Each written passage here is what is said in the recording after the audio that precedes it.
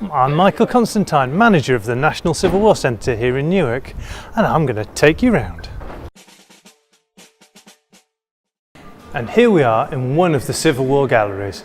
I'm going to show you my favourite exhibits. Here we have the coat of Francis Hacker, who was in charge of the guard who took Charles I to his execution at Whitehall Palace. We have an area for dressing up where you can try on both civilian and military outfits. You can feel the weight of the armour and you can really get an idea of what it was like to fight on a Civil War battlefield. And here we have new for this year the projection showing the three sieges of Newark and the development of the sleepy market town into the ultimate military fortress. It had to be instructed by Charles I to finally surrender before it gave up the cause. And finally, in this area, we have a cinema at the back where we're showing films depicting the real stories of the time. You'll be able to meet those characters and find out their true life stories.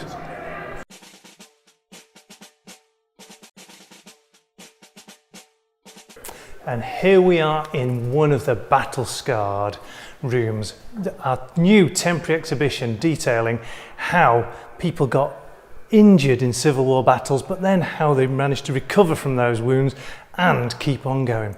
And this is one of our highlight objects. This is the wheelchair of Tom Fairfax. This is Oliver Cromwell's boss, the man who was in charge of the New Model Army. Wounded over 13 times in battle, finally confined to a wheelchair, not through any military injuries, but by old age and gout. And he managed to use this wheelchair. It wasn't designed to be pushed by anybody, it was self-powered. And we're amazingly grateful for the Fairfax family for lending us this for this temporary exhibition. With the wheelchair has also come a range of other objects from the Fairfax family, which we're incredibly grateful for.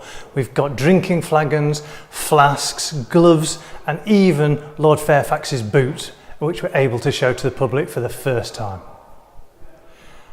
And if you follow me, I'm going to take you to another one of the battle-scarred galleries where we'll see the armour of John Hersey.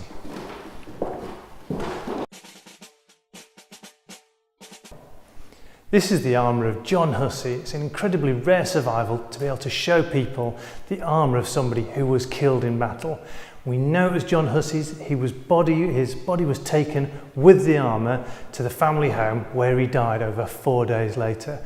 And if you look very carefully, you can see the musket ball hole just in the top right hand corner where the musket ball has entered into this very flimsy armour and taken the coat into the wound. And it's not the bullet that has killed him, it's been the infection that's killed him 4 days later. And we have two further rooms as part of the battle-scarred exhibition.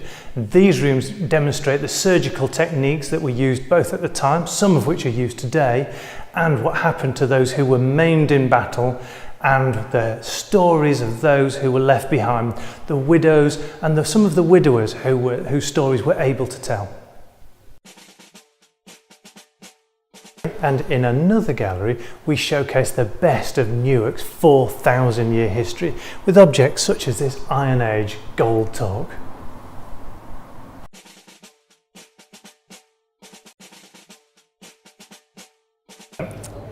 After your visit to the National Civil War Centre, you're able to come through into this wonderful Palace Theatre cafe bar, the 1920 cafe bar, where you're able to enjoy cake and a lovely cup of coffee.